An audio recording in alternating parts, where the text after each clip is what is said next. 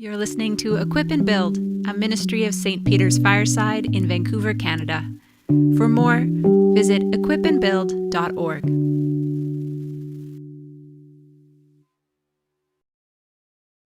Roger to you. For many of you, you know Roger. Roger helped us plant St. Peter's Fireside. He was one of the first pastors of this church.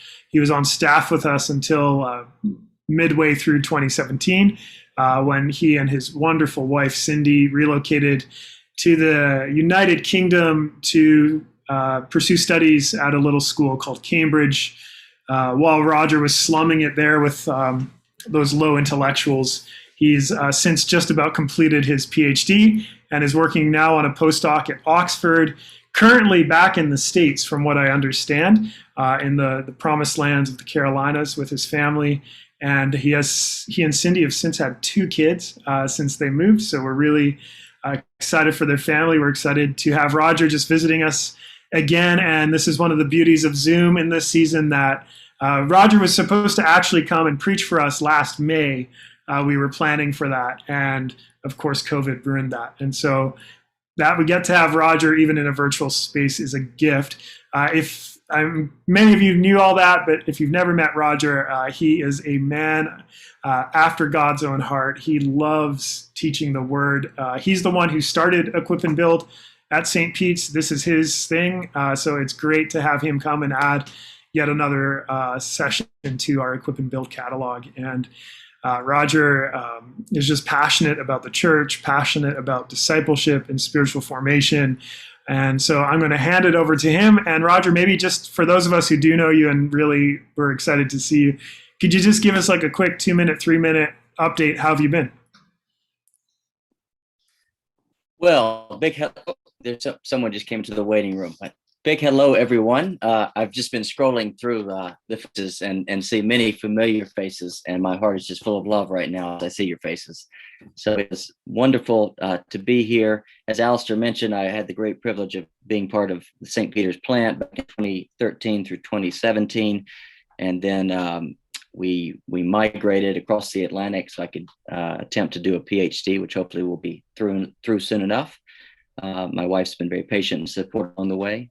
Though Cindy's French, so she was actually glad to be a bit closer to her parents. And now that we have 2 kids, it's been a real treat to be near them as well. As Alistair mentioned, we've had a somewhat nomadic existence over the last 12 months because of COVID. I'm sure that you can all relate in your own ways. We spent the first 3 or 4 months of the year living in France on lockdown, and then we came here to the United States in December to introduce grandchildren to grandparents. The UK went on to another tight lockdown, so we decided to park here for a while because if you're going to be sort of stuck in confinement, it's at least better to have some sunshine. And in England this time of year, it rains all the time, just like in Vancouver. So here we are, but we'll be back across the pond in a few weeks. As Alistair mentioned, I was supposed to come to Vancouver in May, and it was going to be a time of joyful and blessed reunions, but that was not meant to be because of the pandemic. So I'm very glad to have this opportunity to come back and take part in some of the ministry at St. Peter's this afternoon. Let me begin by saying a few words of thanks. Very thankful for the invitation to do this talk. It's been very stimulating and informative and devotionally nourishing for me to prepare. Always good to kind of dig into the creeds and get a better sense of what exactly we're committed to as Christians, and to find great joy and satisfaction in that treasure. And so thanks to Alistair, to Lloyd, to Preston, all those on the leadership team for this invitation. And also I want to say thank you to my wife, Cindy, who is not here right now. She's very kindly watching our 2 children so that I can do this presentation. But she says to tell you all a big hello as well, and hugs to all those that she knows. I guess without further ado, we'll make a start. You'll hear me say next slide from time to time. That's going to cue Alistair to change the slides. He's very graciously offered to do that for me. So this afternoon, as you know from the blurb, we're going to be pondering a theological phrase which is highly significant, though sometimes debated and even fiercely contested. And that phrase is, "He descended into hell." It's a creedal phrase. For many of you, it's probably a familiar phrase, though its meaning may not be exactly that familiar or clear. For some of you, the phrase may be less familiar. If you come from a tradition that didn't make much use of the creeds, this may not be a phrase that you have used very often. And then in certain streams of Christianity, there's actually been an attempt to kind of take some distance from this phrase. So if you come from that background, it may also be somewhat unfamiliar to you as well. The phrase is one which traditionally brings to mind Holy Saturday, the period between Jesus' crucifixion on Good Friday and his resurrection on Easter Sunday. And while we're not quite there yet, at least in terms of the liturgical calendar, I think it's an apt moment as we come into Holy Week to consider the events of Holy Saturday and the role that this particular article, He Descended into Hell, plays in our understanding of the full extent of Christ's saving work from Good Friday through Easter Sunday. You can go on to the next slide. As we explore this theological statement, there are a number of questions that I hope to address to a greater or lesser extent. And I've listed some of them out here just to give you a sense of what we're going to aim to accomplish in the next hour or so. Again, I'm going to have to be very selective because we've just got about an hour to cover a lot of ground. But here are some of the guiding questions in my mind as I prepared this talk. Where do we find these words? How long have Christians been saying these words? Do all Christians say these words? If not, why not? What does hell signify? What are the biblical bases for saying that Christ descended into hell? And if Jesus did indeed go into hell, what happened when he was there? Those are some of the guiding questions. And as we reflect on those questions, what I'm going to offer is a bit of a theological whistle-stop tour as we take stock of the creedal lay of the land, so to speak. And then we'll conclude with some thoughts on how we might receive this article of faith, this body of divinity, for our own devotional nourishment and growth in understanding and the knowledge of God. Next slide. Within the Anglican tradition, consideration of these creedal words and of their meaning is eminently fitting and suitable. After all, the affirmation of Christ's descent into hell is found in 3 confessional documents that you will find in the prayer book. It's affirmed in Article 3 of the 39 Articles, which says, of the going down of Christ into hell, as Christ died for us and was buried, so also it is to be believed that he went down to hell. It's affirmed in the Athanasian Creed, and of course, it is also affirmed in the Apostles' Creed. Next slide. It's also worth noting the attestation of Article 8 of the 39 Articles, which says this: the 3 creeds, the Nicene Creed, Athanasius' Creed, and that which is commonly called the Apostles' Creed, all be thoroughly received and believed, for they may be proved by most certain warrants of Holy Scripture. That's Article 8 of the 39 Articles. Going slide. In exploring the origins and meaning and significance of the creedal attestation of Christ in hell, I'm going to focus chiefly on the Apostles' Creed today, since it makes for a manageable access point and since it's a fairly widely embraced statement of foundational Christian belief. So let's talk a bit about the Apostles' Creed and how we got it.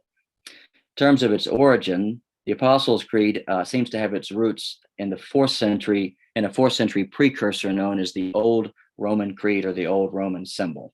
Yet the two are not exactly the same. Indeed, the Apostles' Creed does not appear to have come into its received form, the form that we use when we say it, until sometime around the 8th century AD. It was during this period that the creed gained sort of new traction, and in important ways is owed to the efforts of the great Frankish king Charlemagne. He's pictured there, a very famous bust of Charlemagne. Charlemagne prescribed this creed for use throughout his realm around 800 AD. And the version that he prescribed for use, the version that was distributed, contained our focal phrase: Christ was crucified, dead, and buried. He descended into hell. The version appears to have come to Charlemagne in Latin. It came into Frankie and eventually to Charlemagne in Latin through the work of a Frankish missionary known as Parmenius. He was an 8th century missionary. Next slide. However, the 7th century should not be seen as the point of origin for the descent article of the Apostles' Creed. In fact, there's a lot of evidence that this phrase made its debut in the preceding centuries, even if it wasn't all formalized until around that period. It surfaces, for example, in the 4th formula of Cyrimium, which is a theological statement that was issued around 359 AD. And in that formula, this is what we read, that Jesus was crucified, died, and descended to the underworld and regulated things there. Moreover, the descent clause was also used by a theologian called Rufinus. He was well known as a translator of Greek patristic theology into Latin, especially the work of Origen. Summarizing the origins of the descent clause, the modern theological historian H.B. Sweet contends that this article of belief emerged as an element of Christian confession even as early as the 2nd century. Next slide. So now we're going to turn to the stuff that's probably most interesting for us today, which is the meaning of the descent article. And by the way, in what follows, I'm going to be using that phrase descent article to refer to the creedal words, Christ descended into hell. So when I say descent article, that's what I'm referring to. Over the past couple thousand years, there have been a series of explanations of the descent article that have been introduced and gained traction. Some of them have more ancient pedigree. Some of them appear to be more straightforwardly scriptural. And some, scandalous though it may be, actually take exception to the very presence of this article in the Apostles' Creed. In what follows, I want to briefly canvass 3 notable views, which I call the harrowing of hell view, the soul suffering or spiritual suffering of the Son view, and Jesus was 6 feet under view.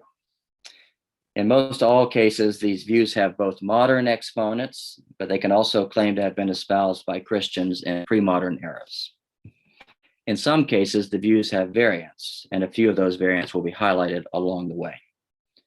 All of the views, of course, purport to be scripturally funded, so there are lingering debates about, the meaning of passages that are germane to this doctrine and the interpretive approaches that are used when it comes to making sense of those passages of Scripture. And there are also some questions about which biblical passages are most pertinent when it comes to expounding the substance or the meaning of the descent article. Next slide. So we'll begin with the harrowing of hell view. I'm sorry the image isn't as clear as I would like. It's a very famous painting representing this view. You see there Jesus kind of at the doorway to hell and bringing people out. By the medieval period, this account or this interpretation of the descent article was the largely fixed Catholic understanding, Catholic meaning sort of universal, as opposed to the Roman Catholic Church specifically. That was certainly the case in the Latin or European scene, but it was also true for the Orthodox churches of the farther east as well. Within this harrowing of hell view, Christ's descent into hell is taken to be a reference to some sort of salvational activity that he undertook in his death on Good Friday and his resurrection on Easter Sunday. On Holy Saturday, as it were, Jesus went down into hell to liberate the souls of the faithful departed, namely those men and women who had trusted and followed and believed in God in the Old Testament. Next slide. This outlook is nicely encapsulated by a patristic theologian known as Cyril Alexandria, 4th century figure. He writes that of this descent article, he writes that Christ was, quote, truly laid as man in a tomb of rock, but the rocks were rent asunder by terror because of him. And he went down into the regions beneath the earth, that thence also he might redeem the righteous. Next slide. This harrowing of hell view is the official view, the certified view in the Roman Catholic Church today. This view is nicely captured by a variety of mosaics, especially Byzantine mosaics, such as the one that we're looking at right now, which depict the harrowing as an aspect of Christ's resurrection victory, extending all the way back to Adam and Eve, whom he brings forth from hell. That's Adam and Eve there on his left and right being taken out of their coffins. I should also add that for a time, this view was officially espoused by the Protestant Church of England. I noted a few moments ago that Article 3 of the 39 Articles affirms the descent clause. As this article has come to us, we look at what's called the 1663 version. It's laconic. However, in its earlier version, a version from 1653, about 10 years prior, they had a bit more to say. And this is what you'll find if you look at the 1653 version. It says this: the body of Christ lay in the grave until his resurrection, but his spirit, which he gave up, was with the spirits which were detained in prison or in hell, and he preached to them, as the place of St. Peter testifies. Now, those words, of course, were eventually omitted from Article 3 as the extent of the Protestantization of the English church was further negotiated. Let me just interject briefly here. In accordance with this, when we speak of the harrowing of hell, this English word harrow as a kind of an apt descriptor for this particular understanding of the descent clause. A harrow is an old English tool that was used to separate stones from the good soil before you planted a field. And so the imagery of the harrowing of hell is that of kind of cracking up the power of death and separating out the righteous from the unrighteous to bring the righteous free from the clutches of death. So that's where the phrase harrowing of hell comes from. Now, before moving on, let me briefly speak about a variant of the harrowing of hell view. I call this, it's a minority report, but in fact, it's held by a lot of Christians, especially in the Orthodox tradition. In some accounts of the harrowing of hell, both ancient and modern accounts, it's intended that Christ's descent into hell entailed more than just liberating the Old Testament righteous from hell. Further to this, it also encompassed Christ's preaching and extending salvation to all the souls in hell, giving another chance for the unrighteous to embrace salvation in their post-mortem state. So in short, during the descent, within this variant, Christ extended salvation to those who may have been non-believers or non-followers of God during their earthly lives. In the patristic period, this sort of perspective was championed by a theologian called Clement of Alexandria. He was a 3rd century theologian, and it was also championed, touted by a theologian called Origen, somewhat controversial figure. In the 20th century, it's been repropounded by a well-known Lutheran theologian called Wolfhart Pannenberg. It's also an outlook that you will encounter in many of today's Eastern Orthodox churches, where the descent is explained as a means of liberation for all people who came from Adam, as opposed to just the Old Testament righteous, just the faithful followers of God in the Old Testament. Alluring as this variation may be to us, given our modern sensibilities, it's worth noting that it was quite early on repudiated by major theologians such as Augustine of Hippo and Gregory the Great, also known as Pope Gregory I, who felt that it was just too speculative and insufficiently scriptural. And further to this sort of universalist variant of this view was also condemned by the Synod of Rome around 745 AD. Next slide. We move along, I want to turn to the second major view, what we're calling the soul suffering of the Son view, or the spiritual suffering of Christ view. Within this kind of second notable kind of view or explanation of the descent clause, the language of the descent is seen to refer to a torment or an agony endured by Christ, as opposed to a place, namely hell, where Christ visited. This view appears to have first been expressed in the 14th century by a guy called Brand of St. Porson, who interpreted the word hell, inferno in Latin, as a form of punishment rather than as a place. So hell was a punishment that Christ endured so as to achieve the salvation of humanity. And that view was sort of repeated in the next century, the 15th century, by some other theologians in the Latin church, a guy called Pico della Mirandola, and someone who may be a bit more well-known to you, a guy called Nicholas of Cusa. So those doctrines of the descent would end up having no major influence on official Roman Catholic teaching theology. In context of the Protestant Reformation of the 16th century, this sort of newer second view gained increased purchase, largely through the influence of John Calvin. Unlike some of his Protestant contemporaries, Calvin vigorously defends the presence of the descent article in the Creed. This is what he writes: "But we ought not omit Christ's descent into hell, for it is a matter of no small it's a matter of no small significance in bringing about our redemption." Those who would suggest otherwise, Calvin caustically quips, are, quote, untutored wretches. Very Calvinist way of putting things. In explaining the meaning of the descent clause, however, which Calvin affirms, he veers away from the older received harrowing of hell view, and he kind of recasts this doctrine. He argues that the descent does not refer to Christ's liberation of the Old Testament righteous, otherwise lingering in a hell of some form, but rather it points to the invisible and incomprehensible judgment which Jesus underwent in the sight of God as part of atoning for the sin of fallen humanity.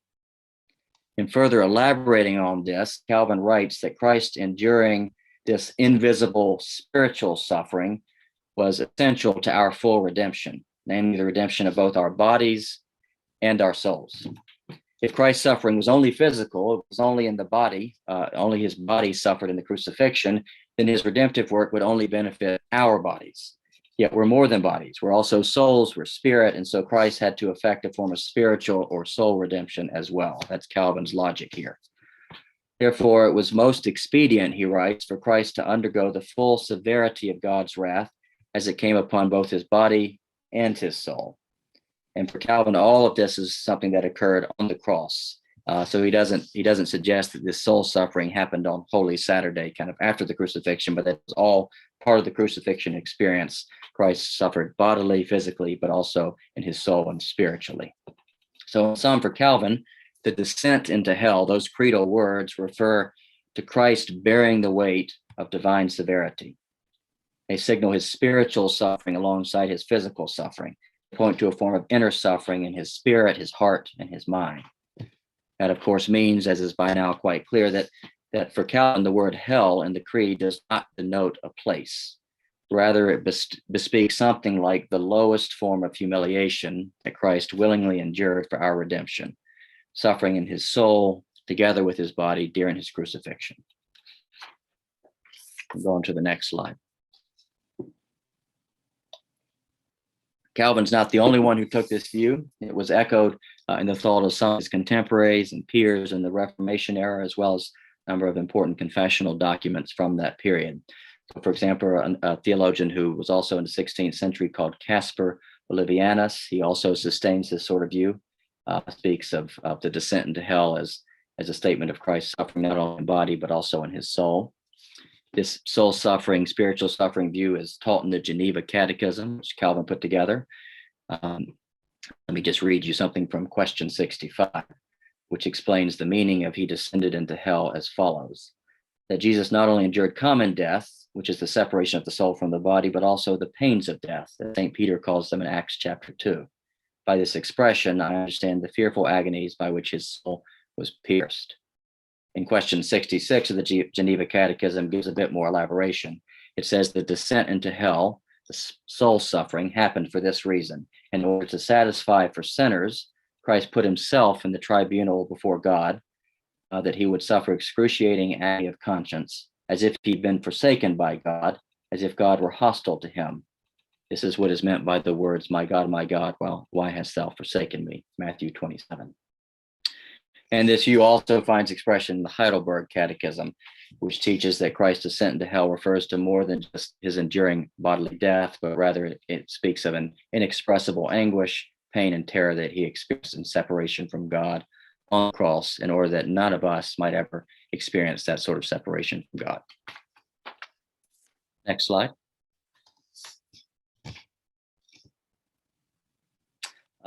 Closer to our own time, Calvin's account of the descent clause has found further advocates in figures like Karl Barth, but also certain Pentecostal preachers. So Barth basically kind of echoes Calvin's view and says that the descent signals an existential experience of suffering through alienation from God. It does not denote any sort of journey into hell. And Barth says that this suffering was redemptive because it was substitutionary. It was for us. And so Barth says that actually the Son's descent really should be seen as a triumphant victory over sin and the consequences of sin. And then you've got contemporary Pentecostal preachers like Casey Price, who actually died this year. Take a similar line, for example, in one of his sermons, he says, do you think that the punishment for our sins was to die on a cross? If that were the case, the two thieves could have paid your price. No, the punishment was to go into hell itself and to serve time in hell separated from God. So he takes sort of a similar view, and you'll find others like Kenneth Copeland, for example, taking that view as well. Next slide. So we'll turn now to the third perspective, notwithstanding the cloud of theologians like John Calvin and Karl Barth and confessional statements like the Geneva and Heidelberg Catechism. A third sort of further revised construal of the descent clause emerged among contemporary Protestants, though it also has sort of early modern exponents as well. The controversy with this third view is especially acute with respect to those who contend that the dissent should actually be removed from the creed. But not all exponents of this third view argue that the dissent clause should be removed from the creed, only some. Somewhat cheekily, I refer to this third perspective as Jesus was 6 feet under, the Jesus was 6 feet under view. In a word, this third view maintains that the dissent clause should be taken to mean nothing. It should be taken as nothing more than an accent on the immediately preceding words. Jesus was dead and buried because of his crucifixion. To say that he descended to hell is simply to say that he was put into the grave.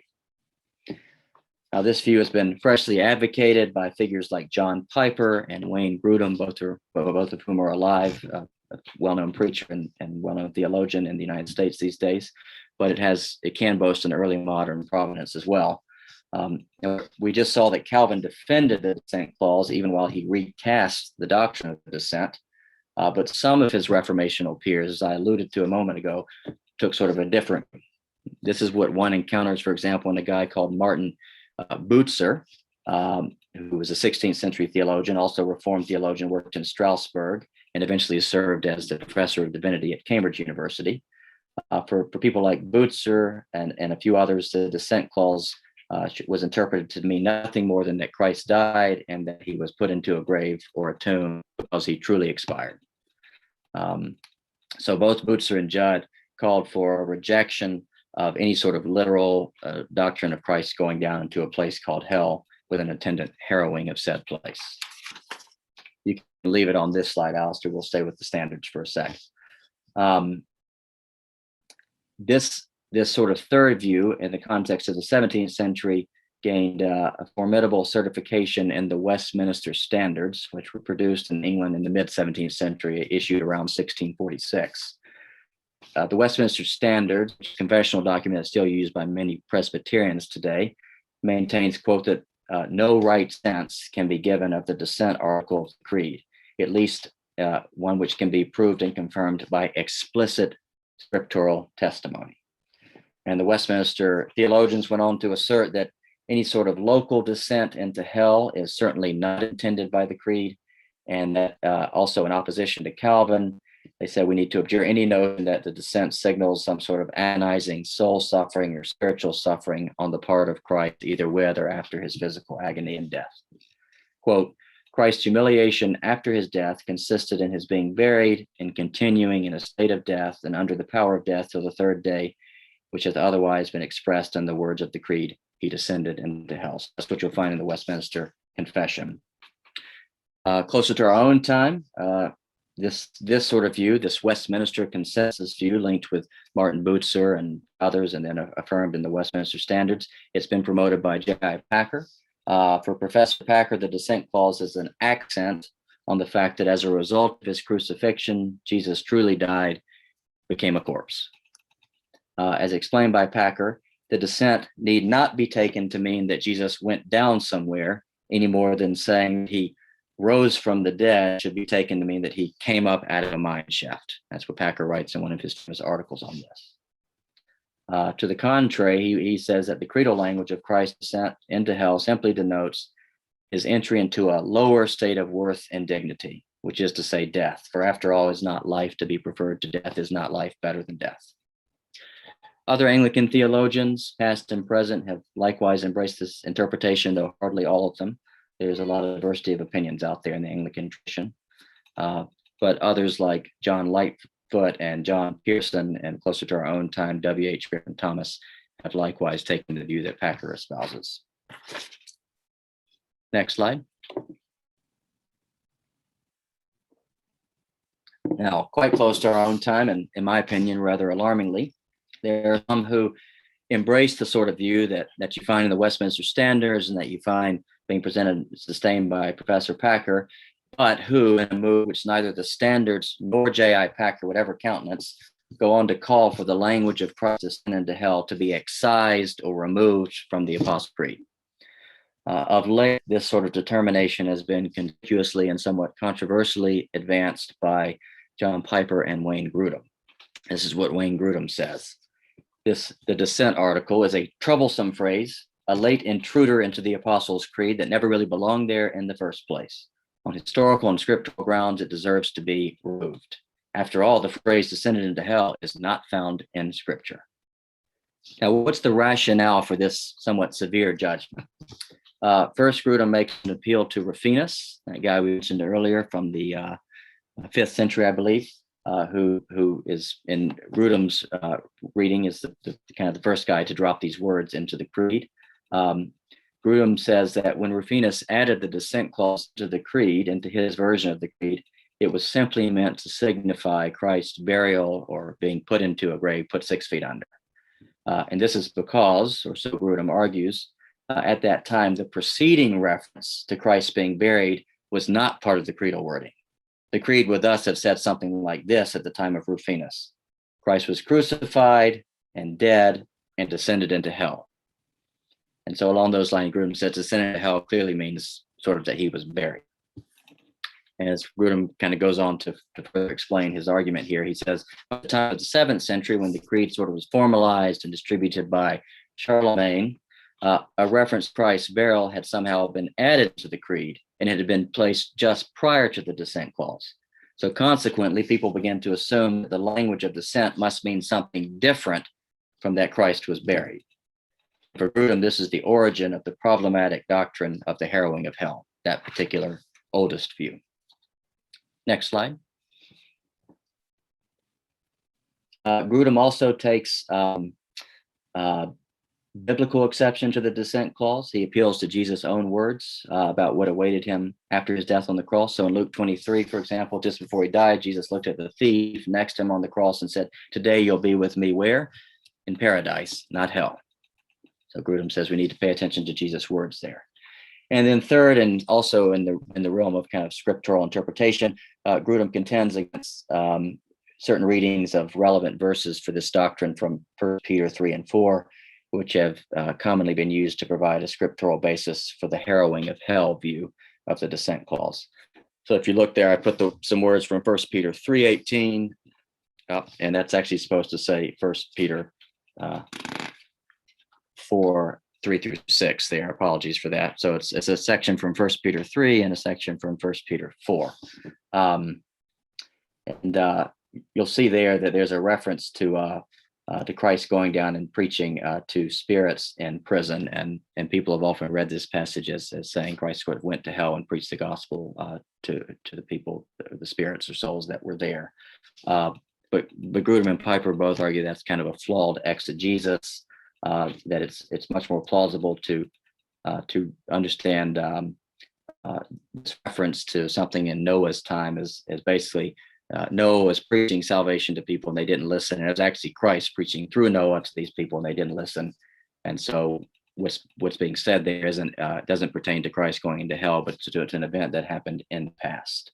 These people were preached to.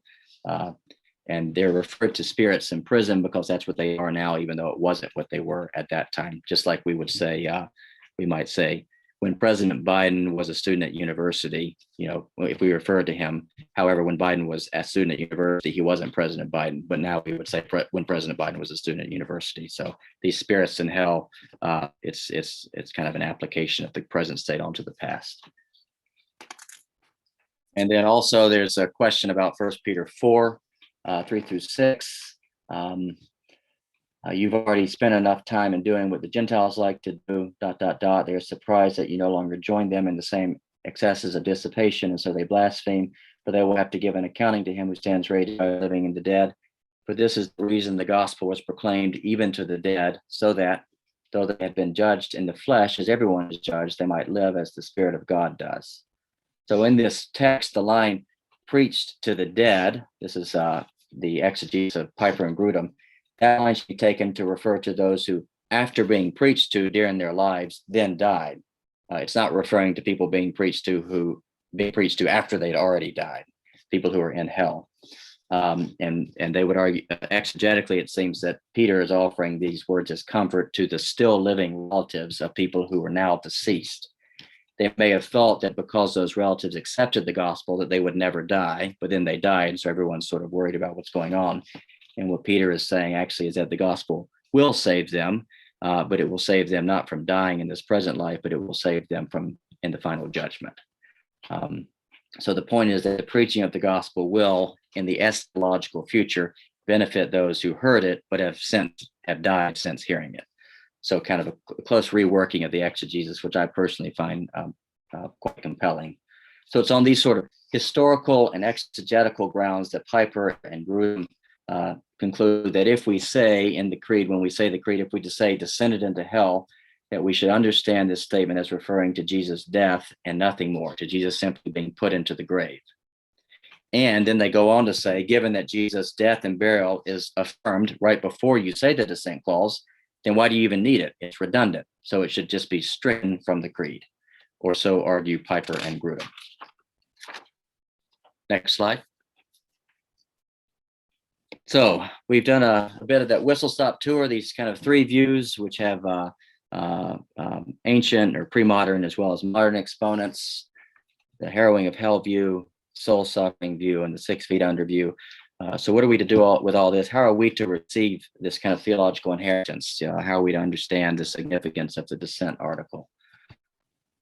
So I want to turn now, I guess, from what might be called descriptive work to work that's slightly more normative. So I'm going to speak in a very, very provisional manner here.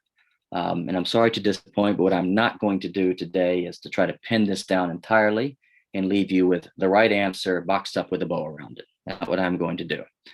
What I want to do instead is just to reflect on how we might interact with this received doctrinal inheritance in a way which is careful, respectful, and also critical, or at least to model how I would begin to go about doing that. And so what I want to do in the final minutes of this talk is to make a series of statements which intimate my thinking on this topic, at least at the present time.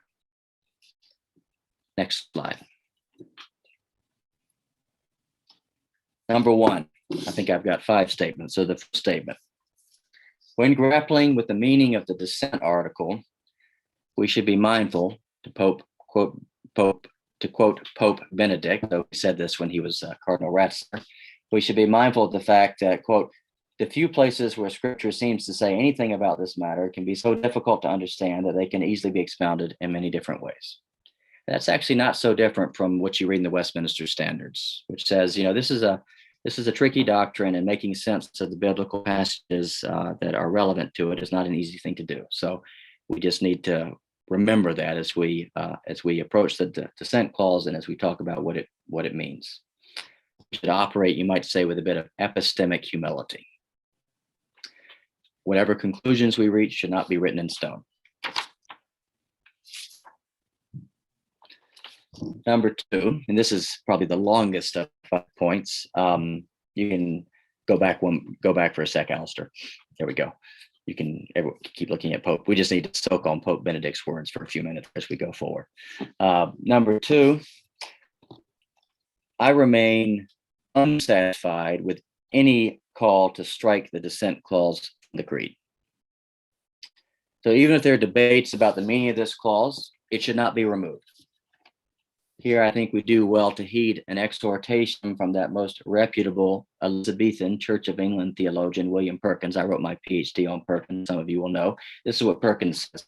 Nevertheless, considering that this clause hath long continued in the creed and has common consent of the Catholic Church of God and may carry a sense and exposition, it is not, as some would have it, to be put forth to be dispensed with. I think Perkins hits the nail on the head. So against Grudem and Piper, I would say we need to put the thought out of our minds of striking this from the creed. By way of riposte to their argumentation, we make a few comments. First, we're going to kind of engage a little, quite specifically with the arguments of Wayne Grudem in his call to have the descent clause removed. First, Wayne Grudem appeals to Rufinus' inclusion of the descent clause, as kind of a basis in making his historical argument. It seems that his appeal to Rufinus is somewhat inaccurate. Grudem seems to read Rufinus through a guy called J.N.D. Kelly, who wrote a commentary on the creed and engages with Rufinus' own commentary on the creed.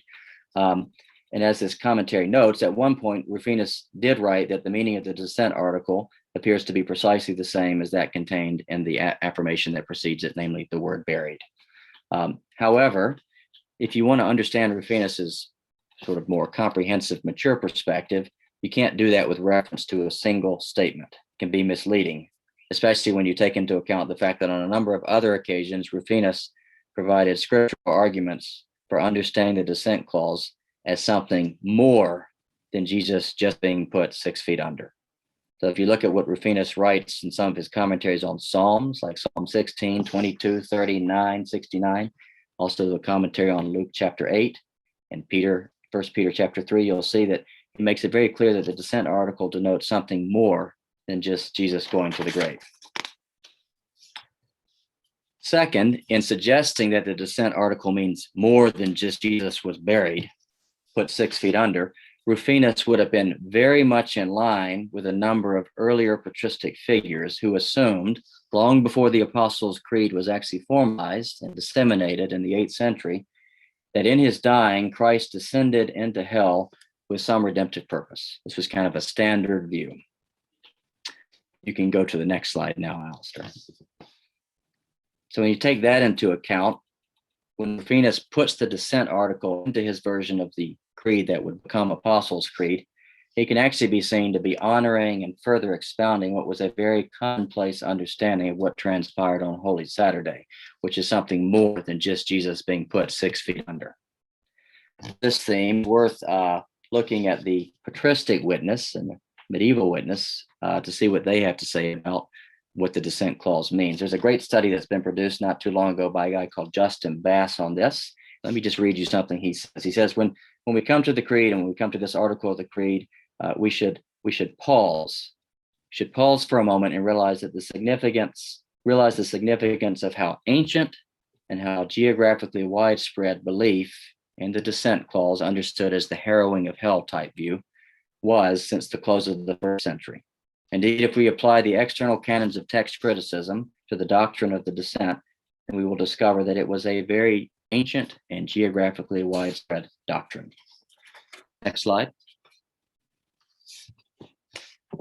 And so actually, when you begin to look around the patristic witness, running from sort of the 2nd century, though perhaps even a bit earlier, right up through the eve of Reformation, you'll see that a number of figures espouse some form of what we're calling the harrowing of hell view. You see that with Ignatius of Antioch, Hermas, Justin Martyr, even Marcion, who was a heretic, but he was on the same page as everyone else with respect to this doctrine. Melito of Sardis. You see it in a theological work, famous theological work from the 4th century called Gospel of Nicodemus. You see it in St. John Chrysostom, the Archbishop of Constantinople, late 4th and early 5th century figure. You see it in John of Damascus, 7th century. You see it in medieval theologians like Peter Abelard, Bernard of Clairvaux, who had a profound influence on Calvin, Peter Lombard, Thomas Aquinas, Dante, the poet, and even the 4th Lateran Council of the 13th century. Let me read you something John Chrysostom wrote about this. Next slide. So Chrysostom, he always had quite a way with words. He says, "For when this one was crucified, then the dead were raised up. Then was that prison burst, and the gates of brass, that's the gates of hell, were broken, and the dead were loosed, and the keepers of the hell gate all cowered in fear." That's from his homily on 1 Corinthians. There's a typo there. It's there's not a 24th chapter in 1 Corinthians, so that's a typo. In case you were wondering, my goodness, did we miss like half of 1 Corinthians? No, you didn't. That's a typo. So in sum, you can say, as Justin Bass nicely summarizes, from Ignatius, very early figure, to the medieval period, the doctrine, this understanding, harrowing of hell sort of understanding of the descent clause was believed and affirmed with near unanimity by the church. A similar judgment comes from another eminent historian, F. Lufs, who says that this is clearly sort of the original understanding of the descent into hell and the idea there that was held by Christians from as early as the 2nd century. So continuing in my critique of the Grudem-Piper call to strike the descent clause from the creed, let's talk about a few scriptural issues. Now, as I said a moment ago, I actually think the exegesis that Grudem and Piper advocate with respect to 1 Peter chapter 3 and those verses and 1 Peter chapter 4 and those verses, I think it's got a lot to commend it. I find it compelling. However, here's the key thing. when you look at the biblical underpinnings of the ancient harrowing of hell doctrine, the ancient harrowing of hell view of the descent clause, it's very interesting to note that the scriptural passages cited in support of this particular view are not those from 1 Peter 3 and 4.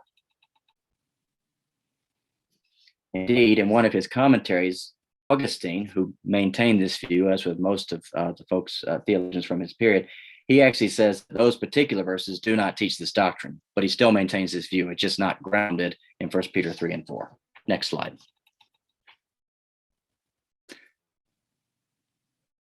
In contrast, a series of other New Testament passages are frequently adduced in support of this doctrine, like Matthew chapter 12, where Jesus speaks of the sign of Jonah, 3 days and 3 nights in the belly of the sea. Romans chapter 10, where Paul says, but the righteousness that comes from faith says, do not say in your heart who will ascend into heaven, that is to bring Christ down, or who will descend into the abyss, that is to bring Christ up from the dead. Likewise, Acts chapter 2, where Peter says, but God raised him up, having freed him from death, because it was impossible for him to be held in death's power. And then goes on to say, for you will not abandon my soul to Hades, or let your Holy One experience corruption. In Ephesians chapter 4, 9 and 10, and Paul writes, when it says he ascended, what does it mean but that he had also descended into the lower parts of the earth? He who descended is the same as the one who ascended far above the heavens, so that he might fill all things. Next slide. These sorts of passages from the New Testament are forming this kind of ancient harrowing of hell view.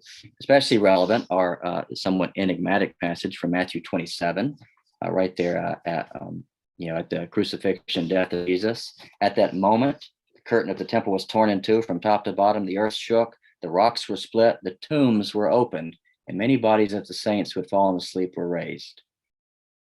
What are we to make of that passage? Not an easy one to be sure, but I can tell you how our Christian forebears from the patristic and medieval period understood that passage.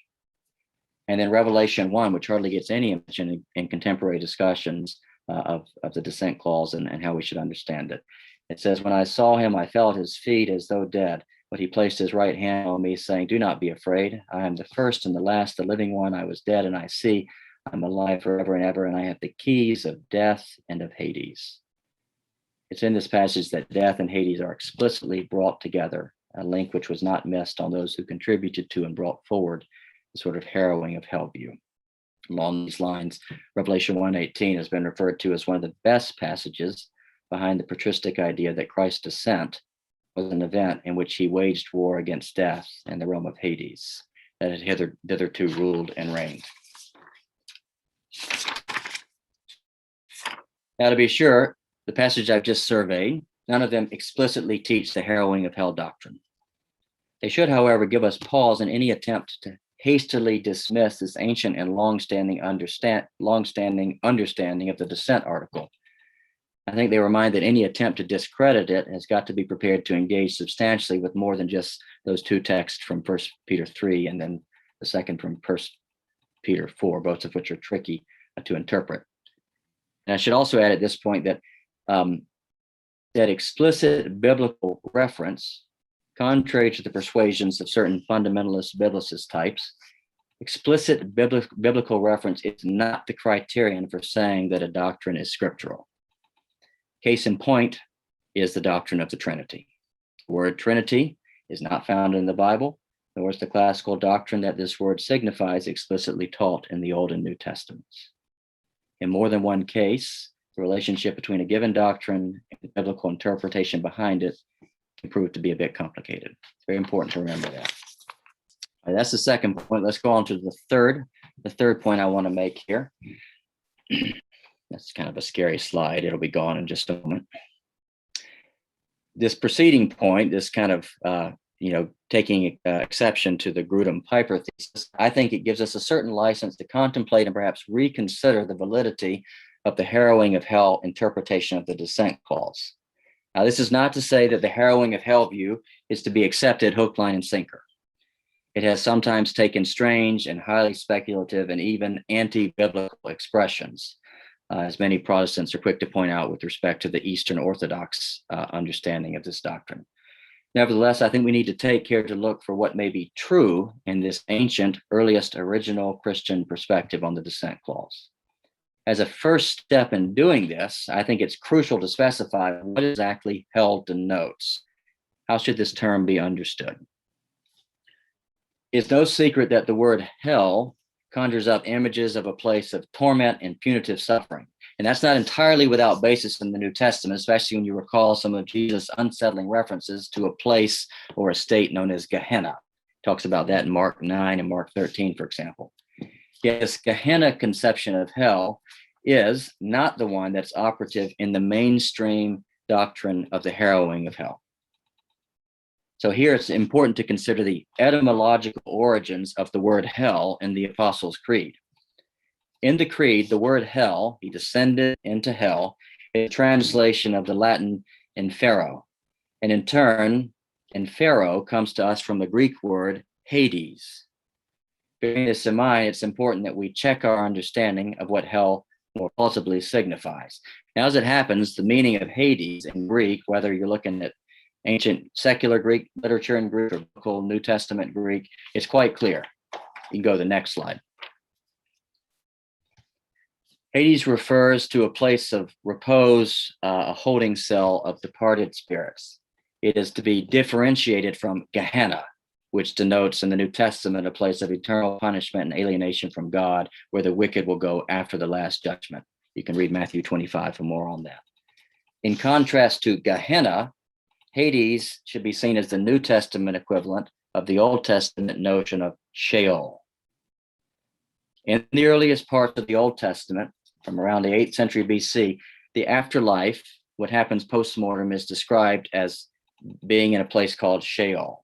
And Sheol is it's kind of envisioned in the Old Testament as a shadowy, silent pit where the souls of the dead linger in some sort of minimal state of silent existence outside the presence of God. As the Old Testament continued to unfold, this is very important, Sheol was increasingly viewed as a temporary, not a permanent or eternal, but a temporary place. Certainly this hope is detectable in the Old Testament. It was a place where the departed sort of awaited a bodily resurrection. That was the hope. And then there was the hope of a universal resurrection where the righteous would then go to dwell in the presence of God, and the wicked would then go to some place more like Gehenna. Next slide. The upshot, or so I would argue, is that hell, at least this is where it appears in the Apostles' Creed, should not be taken as a reference to a place of eternal damnation, punishment, separation from God, but rather as a reference to Sheol. Next slide. Oh, sorry, you can go back. That was an error on my part.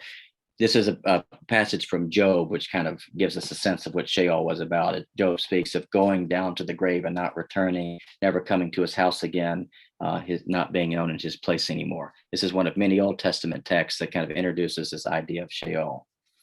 And so what for us, the significance is that when we speak of Christ going into hell and the descent and harrowing, Jesus' descent should be seen as a descent not into hell as a place of eternal damnation and torment, but rather a place more like Sheol, a lingering place, a holding space, a nebulous place for the departed. Now you can go to the next slide. This is my fourth point. Continuing down this road, the descent article, I would suggest, might reasonably be interpreted as the answer to the Old Testament hope for liberation from that shadowy, silent pit known as Sheol, liberation from the realm of death where the departed lingered in some sort of minimal state. This is certainly detectable. This hope is detectable in lots of verses in the Old Testament, such as the ones before you now. Psalm 16, where the psalmist prays, "For you will not give me up to Sheol, or let your faithful one see the pit." That's a kind of a hope for something beyond Sheol. Sheol is not sort of the end. Or Psalm 49, "Like sheep, they are appointed for Sheol. Death shall be their shepherd. Straight to the grave they descend, and their form shall waste away. Sheol shall be their home. But God will ransom my soul from the power of Sheol, for God will receive me." And likewise, words from the prophet Hosea, "I shall ransom them, I shall ransom my people from the power of Sheol. I shall redeem them from death." Death, where your place? Sheol, where is your sting? Compassion is hidden from my eyes. You can hear St. Paul's words at the end of Corinthians there. So against the backdrop of these and many other verses like them in the Old Testament, it might be possible to read the descent clause of the creed to betoken a divine answer, a most happy answer, I should add, to one of the great longings of the Old Testament, a longing from release from Sheol, from liberation from a lingering, shadowy, minimal postmortem state that's disconnected from God. In this sense, the descent clause sort of honors, it acknowledges the fulfillment of the momentous release spoken by the prophet Zechariah when God says through him, because of the blood of my covenant with you, I will set your prisoners free from the waterless pit. That's a reference to Sheol, Zechariah 9:11. What we're talking about in all of this, of course, is a great and glorious affirmation of Christ's victory over death. But here's the thing, while this victory certainly encompassed Jesus' own resurrection, his own personal victory over death, it was much more than that.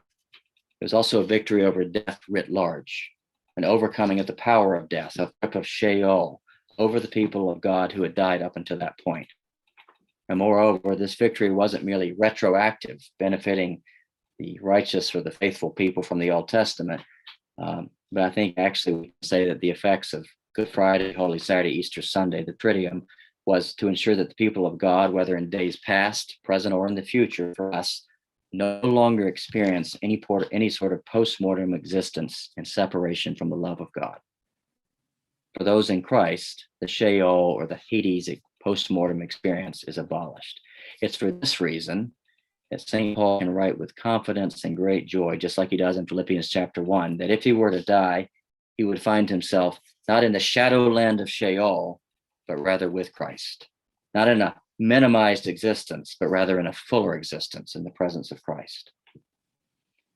In the same spirit, as one recent study highlighted, a study of all relevant New Testament texts, all the texts in the New Testament that deal with the fate of Christians at their death locate believers as somehow being with Christ. Maybe not in the bodily form, because there is a resurrection which we await, but nevertheless, somehow being with Christ, which means that their spirits and souls are not in the clutches of a death place, of a Sheol-like place, consigned to some sort of indeterminate lingering. This is a shift between the Old Testament and the New Testament, which I think we need not miss. Now, this sort of metaphysical alteration is well summarized by a Christian theological work produced at some point in the first 3 centuries, known as the Odes of Solomon, where it says, this is Christ speaking in this text. He says, Sheol saw me, and Sheol was made miserable. And I went there and I made a congregation of living people from among the dead. And I put my name upon their heads, for they are freed people, and they are mine. Closer to our own time, next slide, the same point is made very vividly by the great Victorian preacher, C.H. Spurgeon, writing about Christ's victory over death. He died, it is finished, shook the gates of hell.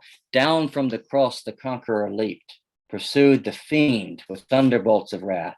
Swift to the shades of hell the fiend did fly, and swift descending went the conqueror after him. And we may conceive him exclaiming, Traitor, this bolt shall find and pierce thee through, though under hell's profoundest wave thou divest to find a sheltering grave. And seized him, Christ did, chain him to his chariot wheel, dragged him up the steps of glory, angels shouting all the while, he hath led captivity captive and received gifts from men. What great words. Now, at this point, let me return quickly to one of Grudem's argument. How can Christ be said to be in Hades, hell, Sheol, on Holy Saturday or sometime between the crucifixion and resurrection if, as he said in Luke's gospel, he was supposed to be in paradise?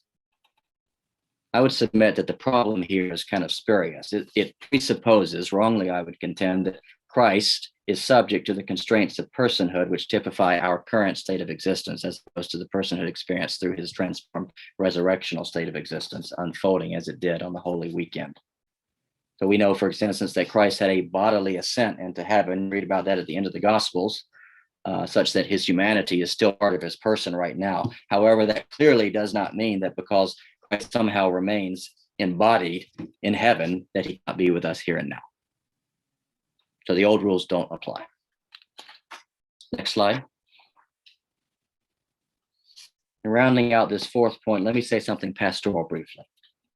To the extent that we're receptive to this traditional, ancient, even original view of the descent article, I think we begin to gain an understanding of why Christians do not see post-mortem existence the same way that the Old Testament did. We come to an insight that we can, just like St. Paul, we can actually come to anticipate death. We can even come to see it as a gain. For in Christ, when we die, we're not given up to some sort of shadowy, silent, minimal, indeterminate state of existence. But to the contrary, we know that Christ will not let us see that pit. Rather, we shall see him. We shall be with him. There will be no despair. That is now our hope. That is our confident sense of what follows our bodily expiration. When I imagine what this will be like, and of course, we're running right up to the limits of human comprehension and speech when we imagine these things, but I think of it as being a bit akin to the experience of Wolverines waking up at the very end of Days of Future Past. I don't know if you remember that beautiful scene. There's no darkness, no uncertainty, no fear. Love surrounds. The one who loves us most is ever so near. Next slide, and my final point, number 5. Last point before I get hush puppy and we move into a few questions. What about Calvin's view? What about the recasting of the doctrine of the descent to link it not with the place that Christ went to do some liberational work, to conquer death, to overcome Sheol for the righteous, for the people of God, but instead seeing it as a form of soul suffering? Now, coming into this talk, I would say that more or less that was probably my standing outlook, unreflective though it was. Yet, as is perhaps by now a bit evident to you, my persuasions are altering somewhat. This does not mean that I would suggest that Jesus did not experience profound internal spiritual suffering in his crucifixion.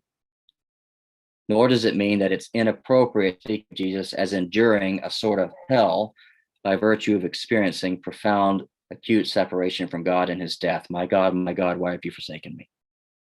The Bible has a lot to say about Christ's spiritual agony and his suffering. Indeed, that theme is even more prominent than the Bible's emphasis on his physical suffering. Next slide. Yeah, when the Apostles' Creed speaks of the descent into hell, I think there's a good case to be made that what was in mind originally was not Jesus receiving and absorbing God's full wrath against human sinfulness, physically and spiritually. Certainly that's not what the historical record suggests, as it draws our attention to the full extent of Jesus' saving work.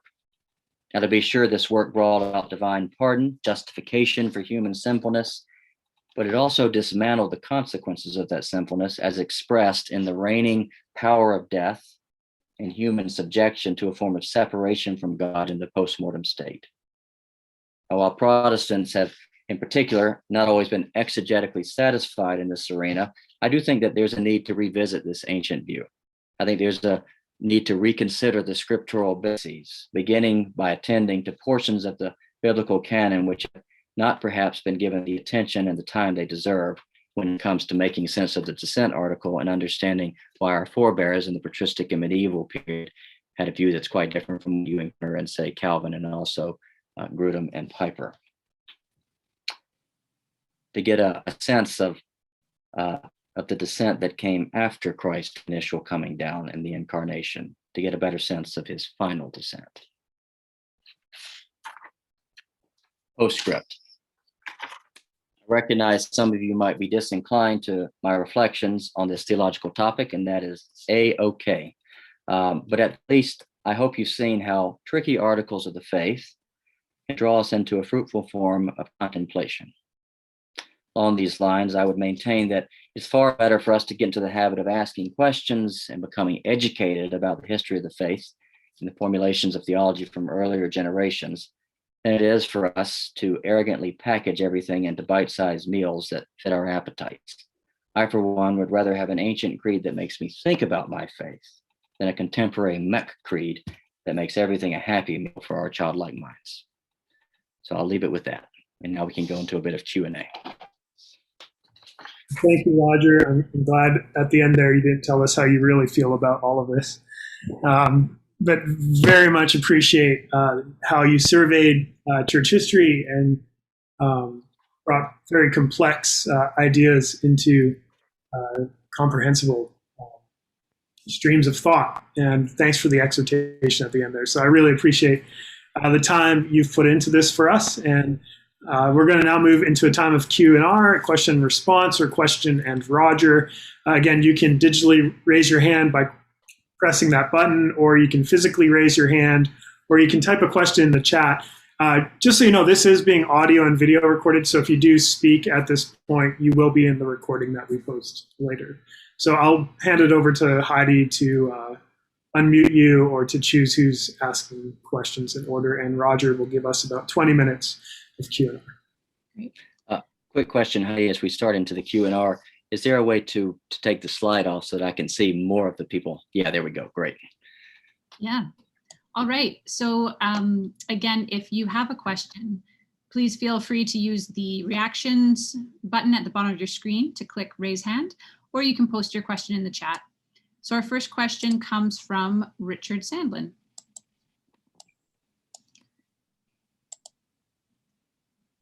So Richard, once you've unmuted yourself, you'll be able to ask your question. Try now. Well, firstly, I partly raised my hand so quickly because I wanted to say hi, Roger. It's great to see you. But I also do have a question. Well, I have a comment, then a question. So like you, Roger, I would say that over the last few years, I've come to probably be most sympathetic to the harrowing view. Those fairly somewhat sympathetic to the Calvinist view. I think there's a lot to that, and fairly unsympathetic to the 6 feet under view. But you may have covered this, but if you could just maybe rehash it in case you didn't. What do you think most? This is a question more around history.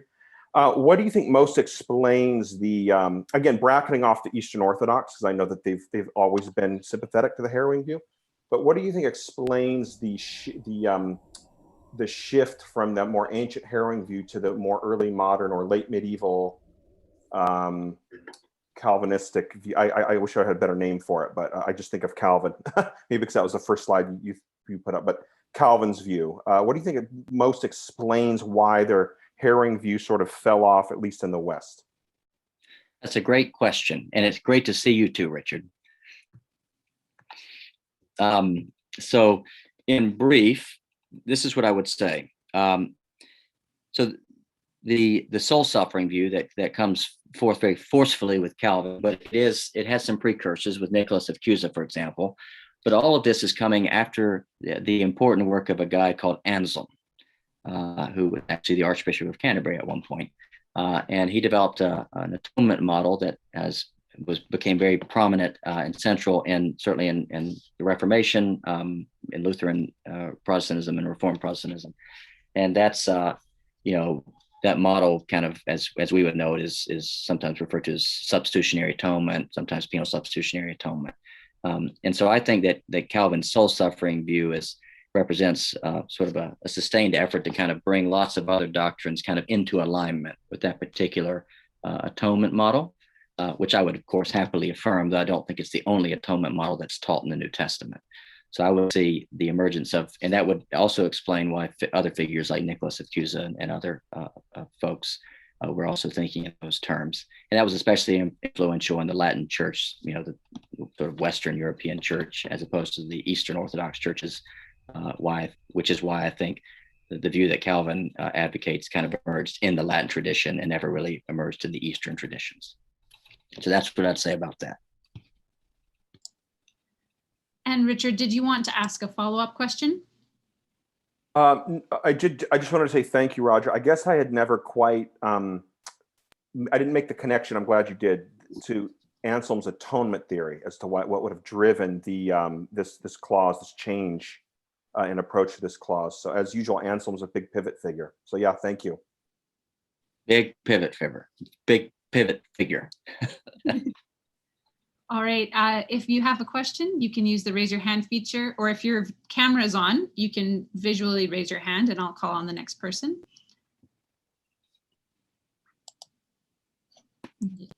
Anyone else have a follow-up question? I see Sally and Tim. So Sally, you can now unmute yourself. Hi there, Roger. Lovely to see you. Thank you so much for taking the time to do this for us. Glad to hear everything's going well for you too. That's really great. Where, if at all, does purgatory and the idea of purgatory in the Catholic Church interface with what you've been presenting to us? That's a great question, and it's obviously quite relevant to some of these discussions. Great to see you guys too. First, though, by the way, yeah, you look great as well, youthful as ever. Yeah, so I'm not well versed on purgatory doctrines, but what I do know is that kind of coupled to these kind of conceptions of hell and different sort of types of hell, as it were, hell is Hades versus hell is Gehenna. Purgatory doctrines kind of developed alongside that, sometimes quite elaborate. If you Google around, for example, you can find some really interesting medieval images. And then, of course, it comes to fruition with the work of someone like Dante, for example. Yes, so, but it's from the little I do know, it seems that sometimes the Old Testament notion of Sheol kind of feeds into Christian, what we would call the Catholic kind of theology of purgatory. So those two are a little bit similar. You see that in Aquinas, for example, and that the liberation that Christ effects is the way that translates into purgatory is that it means that it's not a place where people are stuck. It's still a place because of Christ, they kind of move on through there, as it were. It's still temporary, but it's not kind of an instantaneous release, such as that which is depicted in a lot of the Byzantine icons that I showed you, where it's like an immediate liberation, something that, would come to mind when you read the end of Matthew's gospel, the tombs of the dead opened and so forth. So that kind of developed and got quite complicated. And I actually wonder if part of the reason why Protestantism reacted so strongly against kind of harrowing of hell theologies was because they had gotten quite complicated and perhaps a bit convoluted by the time, sort of the early modern period, kind of late Middle Ages. And so, as you probably can tell from what I've just said over the last hour, I'm kind of arguing for let's not throw out the baby with the bathwater. So that's sort of my line of argumentation here. And I think the bathwater might be these really complicated purgatory theories that came into being in the high scholastic period. So, but I won't say more than that because I don't know much about purgatory theologies. Sally, would you like to ask a follow-up question? No, I don't think so. No, thank you. Thank you. All right. So if you have a question, you can use the raise your hand function or just raise your hand on camera.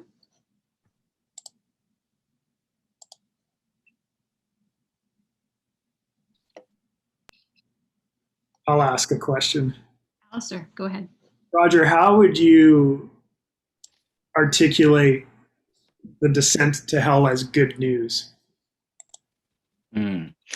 Yeah, thanks for asking that, because I think this is the creed, and so we're talking about gospel, like fundamental gospel stuff here. And that word, of course, in Greek just means good news. For me, I think walking away from this talk and the preparation, the most significant thing is that, this doctrine sort of brings into focus and honors the difference between the idea of, reality idea of post-mortem existence that you kind of encounter in the Old Testament with this Sheol concept. That's different from, sort of a full-blown punitive doctrine of hell. And then what you find in the New Testament with Paul saying, actually, to die is to be with Christ. It's not to be in some sort of minimal, shadowy state. It is to be with Christ, even if it's not for the present time or for into the eschaton, to be with Christ in a bodily form. And so that's why, it is possible that to the extent that this truth is pressed into our hearts by the Spirit, to actually have the attitude towards death that St. Paul has. and to not see it as something to fear. You could, of course, you could fear death if, because of, sort of like the horrible, like punitive, the thought of going to a horrible punitive place, like, kind of the full blown hell.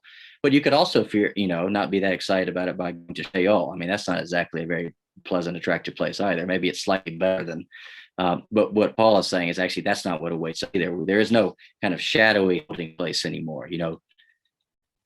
When we die, we are with Christ. We're not minimized. We become fuller. So, yeah, it's one thing to say it. It's another thing to feel it in the depth of our bones. But I think we can. Paul did, so I think we can. And I know Christians who have died and have certainly felt it on the eve of their death. And so, no fear in death. Amen. No fear in death. All right. Last call for any follow-up questions. I just want to say it's been such a gift to see so many faces and names at the event today. Thank you so much for joining us. And this will be posted, audio recording will be posted in a few days, and I'll send out a link to the video with slides through the event confirmation email. Okay, I'm not seeing any more final hands raised, so I'll pass it back to Alistair. Well, once again, thank you. If you do have any questions that come to mind and you don't have Roger's email, just send them to Heidi and we'll send them over to Roger, and he'll happily do his best to point you to the relevant resources or to formulate an answer. It's been such a joy to have you back with us, Roger, and look forward to the day that you move back to Vancouver. I've not stopped vainly hoping for that. And we just really appreciate you giving some of your time, and send our appreciation to Cindy for giving you this time as well. So would you pray for us as we wrap up? Absolutely. It'd be my delight to do that. And let me say too, I normally, it's been beaten into me for the last 3 years, whenever you give a presentation, you always add a bibliography, and I did not do that on the slideshow. However, there is a long bibliography that stands behind this. So if you want to read more about the descent into hell, you just send me an email and I'll give you a lot to read. And you can really dig into it. But now let me pray. Lord, we thank you for the words of the Creed, which remind us of what is true before and after all else, because these words reflect your word, and that is true before and after all else. Indeed, it is unchanging. You are the same yesterday, today, and forever. And we thank you that in you, Christ, as we look to the days ahead, the possibility of death coming sooner or later, but coming nonetheless at some point, that this is not something we have to dread or be ambivalent about, but rather it is something that we can anticipate, because we will be with you and the best is yet to come.